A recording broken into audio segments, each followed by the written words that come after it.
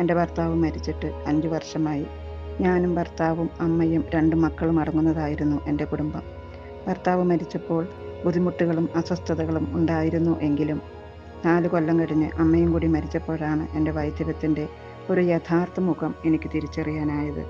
വിധവയായ ഒരു സ്ത്രീ സമൂഹത്തിൽ നിന്നും നേരിടേണ്ടി വരുന്ന പ്രതിസന്ധികളും പ്രശ്നങ്ങളും എന്നെ തളർത്തി. ആ അവസരത്തിലാണ് ജീവാലയിലെ വിധവകളുടെ ധ്യാനത്തെക്കുറിച്ച് അറിയാനും അതിൽ പങ്കെടുക്കാനും സാധിച്ചത്. ധ്യാനത്തിൽ പങ്കെടുത്തപ്പോഴാണ് വൈധവ്യം ഒരു കുഴിച്ചിടേണ്ട താലന്തല്ല എന്ന തിരിച്ചറിവ് എനിക്കുണ്ടായത്.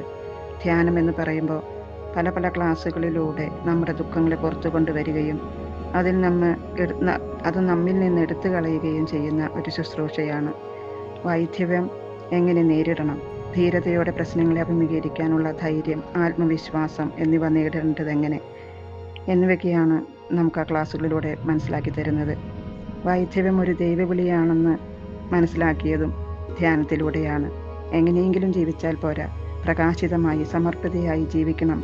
അതിനുവേണ്ടി ദൈവത്തോട് കുറച്ചുകൂടി ചേർന്ന് നിൽക്കുവാനും ദൈവത്തിന് വേണ്ടി ശുശ്രൂഷ ചെയ്യുവാനും വിധവകൾക്ക് വേണ്ടി കുറച്ച് സമയമെങ്കിലും മാറ്റിവെക്കണമെന്നും എൻ്റെ മനസ്സിലൊരാഗ്രഹം ഉണ്ടായിരുന്നു. അതിനുവേണ്ടി ഞാൻ പ്രാർത്ഥിച്ചു. താമസിയാതെ ജീവാലയ കുടുംബത്തിലെ ഓൺലൈൻ പ്രയർ ഗ്രൂപ്പിൽ ചേരുകയും ആഴ്ചയിലൊരിക്കൽ ജീവാലയിൽ നേരിട്ട് നടക്കുന്ന മധ്യസ്ഥ പ്രാർത്ഥനയിൽ പങ്കുചേരുകയും ചെയ്തു. മുടങ്ങാതെ എല്ലാ മാസവും നടക്കുന്ന വിധവാ ധ്യാനത്തിലേക്ക് ആളുകളെ കൊണ്ടുവരാനും അതിനെപ്പറ്റി സംസാരിച്ച് അവരെ പങ്കെടുപ്പിക്കാനും എനിക്ക് സാധിക്കുന്നു. ധ്യാനത്തിൽ വരുന്നവർക്ക് വേണ്ടി ശുശ്രൂഷ ചെയ്യാനും എല്ലാ കാര്യങ്ങളിലും ചേച്ചിമാർക്കൊപ്പം നിന്ന് എൻ്റെ ഉള്ളിലെ താലന്തുകളെ കുറച്ചെങ്കിലും വളർത്തിക്കൊണ്ടുവരുവാനായിട്ട് ഞാൻ പരിശ്രമിക്കുന്നു. വിഷമിച്ചിരിക്കുന്ന ഓരോ വിധവയെയും ചേർത്ത് പിടിച്ച് ഞങ്ങൾ അനുഭവിക്കുന്ന ആനന്ദത്തിലേക്ക്, സന്തോഷത്തിലേക്ക് കൈപ്പിടിച്ചുയർത്താൻ ഞങ്ങൾ പരിശ്രമിക്കുന്നു.